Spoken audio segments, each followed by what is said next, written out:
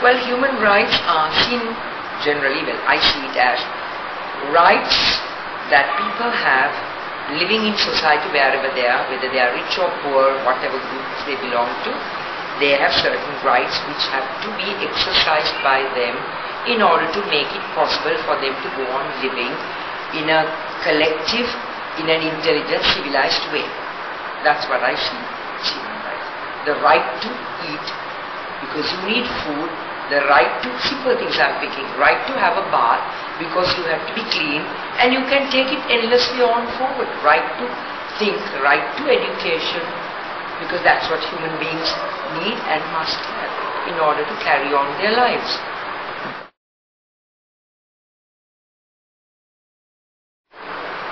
It is an issue that has been ignored and neglected for far too long.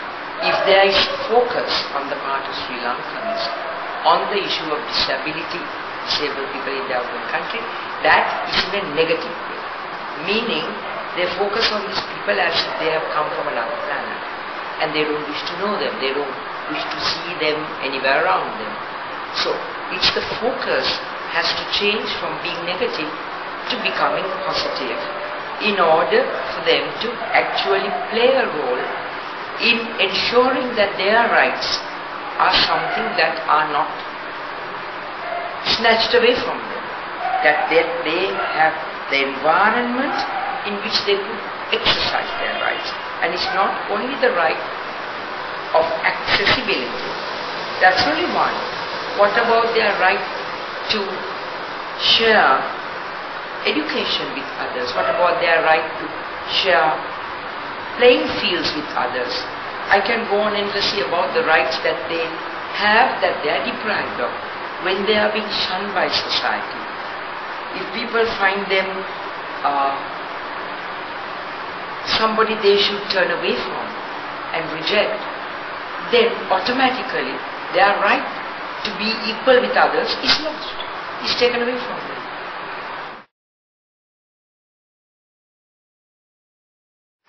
First, awareness on the part of society that these people have their own capacities, creativities, capabilities, and that they have to be tapped, discovered, recognized and developed, and that they would be very different people to what they are when they are tucked away, unseen by everybody in their own homes. So, awareness raising is very important.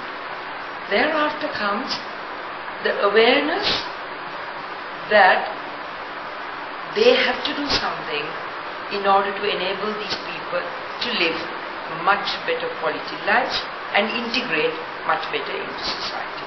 That's where the institutions should come in, and rules and regulations, and a genuine need on the part of people. I don't think it's right for people to do something because they are forced into it by the laws of the land. It should come from their own awareness of these young people. We have to provide accessibility. We shouldn't be providing it just because we fear that we may be fined because of the laws of the land. If we don't provide them, that's the wrong way to go about it. But if that's the only way to start off now, that's fine, wonderful. So those institutions have to come into being, or if they already are in existence, they have to be far more active and activated. And here, it is, I think, an initiative that should be taken in a substantial way by the government of the day.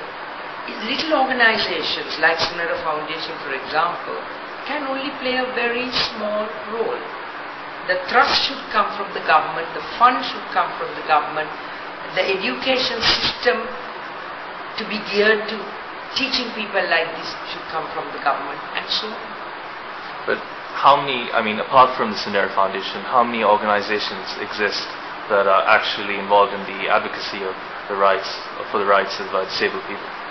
Not many, I'm afraid. There are organizations that provide safe haven for them in the way of a home for people with disabilities where they are protected and looked after. But that doesn't in any way raise anybody's awareness. Awareness raising is done by just a few organizations that are playing that role in the country, but very, very few.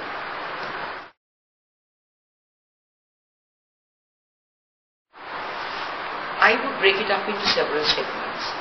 Human dignity, if we are talking of in a broad sense,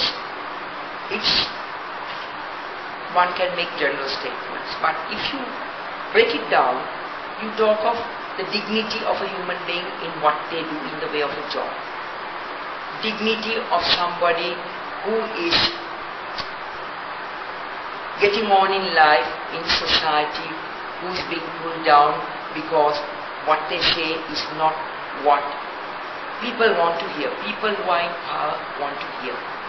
People who go to cast their vote at a time of election, who will have somebody turning up there, assaulting them, grabbing their vote from them and chasing them away. So one can go on endlessly about different situations in which we are talking of a human being's dignity. But on the whole, I would say if you look at all those little sections, the dignity seems to be something that has been considered to be insignificant and unimportant by institutions and those who govern us today and therefore are in charge of institutions. Human dignity seems to have no place at all. It seems to be something that is cast aside, marginalized, because other things are seen to take its place. And do you have a message for our viewers at Ground Views on Human Rights Day? Something that they should take away from what you said?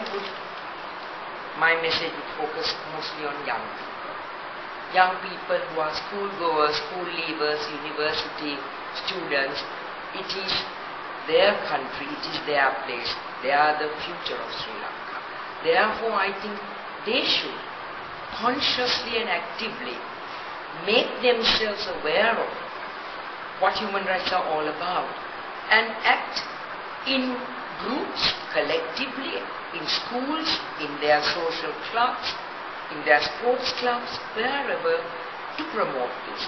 Because I think it would be really very significant and very impressive to see young people in their mid-teens, late teens, early 20s coming out articulating very strongly the need for human rights, because they see around them adults whom they would normally like to look up to, behaving so appallingly badly that they are completely confused.